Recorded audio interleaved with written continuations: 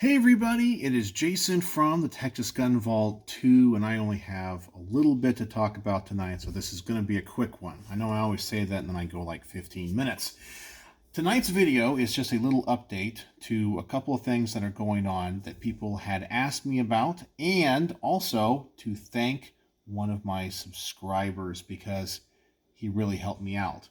The first thing I want to do is answer a question. When I was talking recently in some of my videos about this 9mm SBR that used to be an AR-15 pistol that's now an SBR because it's amnesty registered. I talked about how I got that round stuck in the barrel and so forth. I'm going in a different direction, and that I wanted to kind of go into a kind of an interesting retro looking build that's not really a retro rifle or a clone or anything, but I wanted to use this carbine style triangle handguard that another subscriber sent.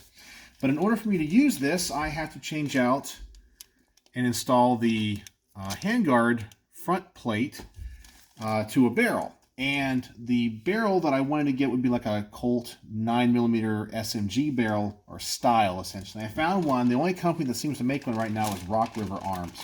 And I asked a question on a video, and I asked if you guys knew the answer, which is when I look on their website at that barrel assembly that they have, I couldn't tell how the front sight post was attached because I need to know to get that off so I can replace that part to use that handguard.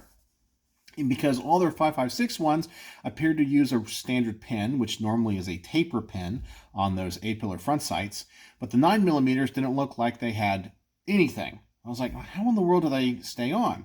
Well, I emailed the company, Rock River Arms, and they never got back to me. So I finally called them, and I talked to their customer support team and then their technicians or whatever. And I asked them, I said, hey, I'm looking at buying this barrel. This is what I want to do with it. Do you use standard taper pins on it? I can't tell from the website in the pictures. And the guy said, get this, and this goes with all of their barrels. He says they don't use taper pins. They use dowel pins, which I thought was kind of interesting. So I'm going to assume a dowel pin is one that's not tapered. It's like a standard size throughout the entire pin. So I went ahead and I ordered it. I'm going to assume I can get this front sight post off myself. Hopefully I won't have to take it to a gunsmith that it requires some type of like hydraulic press or something. I don't know. I'm assuming if it's a dowel pin, it should just pop right out. You know, I'm going to keep my fingers crossed on that. So you guys were asking if I found out what it is.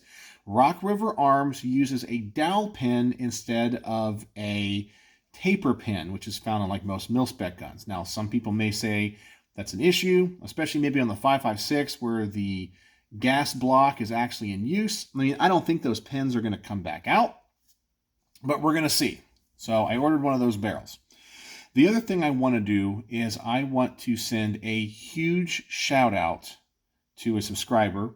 His name is Manuel, and he was one of the guys in one of my previous videos that said he might have a sling for me for my Mark 12. He emailed me, he sent me some pictures, and it is definitely a sling from that era, and it's one of the slings that was found in the Mark 12 program. It's not the original sling, but it's like one of the ones that's literally like an exact copy made by another company, and it was assigned an NSN number at pretty much the same time. So it's just another manufacturer, and it's going to work perfect. So I want to thank him. He just wanted to give me the sling, but I couldn't do that. So I Venmo'd him some money. So I was like, I can't take it for free. He just asked me to cover shipping, and he was so nice to do that. I believe he said he was a retired gentleman. And I was like, you know, for your time and your effort and for you doing this, I definitely sent him some money for this sling. So hopefully that's on the way, and it's going to complete the Mark 12. That should be my last thing, and then I'm going to have everything right. I got the little foam tape today for the top of the case, but I'll make a video on all that when I get all the parts. So I just wanted to thank him. I also wanted to apologize to him because my stupid phone had an autocorrect where when I sent him an email or two, it replaced Manuel with Manual, and I didn't catch it. So I look like an absolute fool. But I want to thank him personally in this video because he really helped me out. And I can't wait to get it, and I can't wait to show you guys. And hopefully I'll be getting the rest of my Mark 12 accessories in the next few days, and we're going to put this whole kit together.